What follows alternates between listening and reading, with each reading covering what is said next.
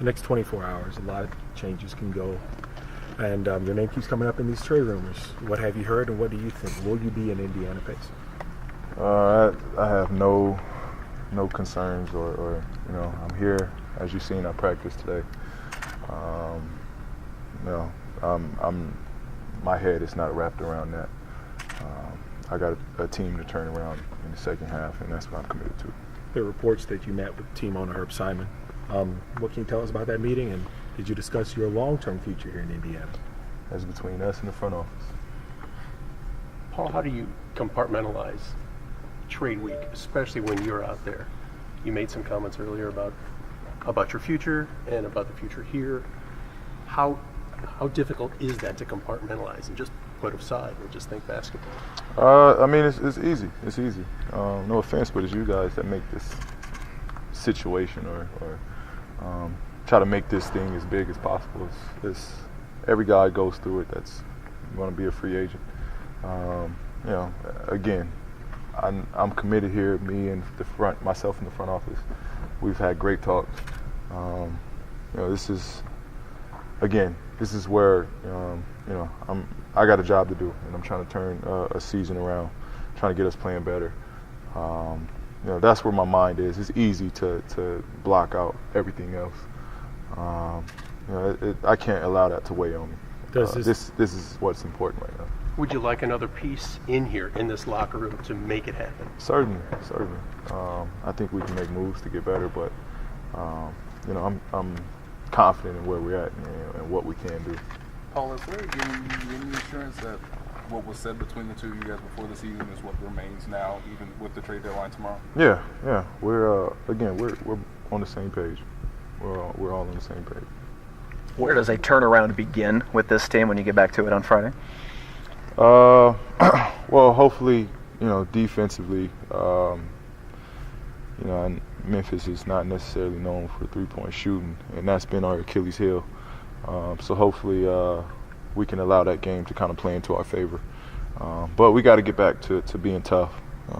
It's at that start of the year, middle of the year, and now. That's where we got to get back to, just being a tough, gritty team. That's where we really made our name early in my, career here, is just being gritty. That's what we got to get back to. Is that attitude and mindset as much as X's and O's? That's all it is. It's attitude. We got to have an attitude, and we got a lot of nice guys here. We need some guys to kind of pepper it up a little bit. Did you think somebody was going to get 200 points on Sunday night? Yeah, man. I was asking guys, like, man, at what point you guys want to start playing some defense? But I think Giannis was the only one that took to it. I wanted to get after it. I think we got to change it. Back in the old days, get that arena something to really cheer for, and have them know what side they want to root for. It's kind of a joke to what we're playing right now. Why do you think it's changed over the years? Well, I just think, guys are, we're so riled up and caught up into the season. We get that little break, and we want to take advantage of it. We want to do as least as possible, and be mindful that it's for the fans. But we're not trying to get hurt. We're not trying to injure anybody. We're trying to make it as light as possible again. So I think that's really why you got sort of a lackadaisical game. Obviously, you don't get a break, but do you get any refreshment at all coming back, having that experience those few days just away from here? Yeah, you certainly do. I think just changing the scene, getting away from the guys for a little bit, breaking it up, and then what the NBA is doing now with giving us more days after All-Star weekends really helped. I was able to vacation and just allow myself to just get away. How good is it for where this team is with 20, 30 games left to go to get healthy, get away, and then really focus for that last 3-month run? Yeah, it's great. It's great. Hopefully we can take advantage of this. It's not getting easy. We can come back to a back-to-back and go on a tough road trip. So, we got to get right after it right away. The good thing is we start off at home. Try to get the ball rolling a little bit and take care of this business coming up on the road. Well, ultimately, do you see yourself finishing your career here? Love to. While you were gone, Magic takes over the Lakers. Any reaction to that when you heard that news? No. Just, I guess the rain for Cup check is over. This is the first time your name has really been linked to so many trade rumors. Most often, you're here in Indiana. Is it different to get bombarded by us with these questions and hear your name keep coming up as trade bait? Yeah, I mean, again, I've heard rumors to start this year off. I heard rumors last season. I heard rumors when it was coming down to me having to resign the first time. So it's part of it.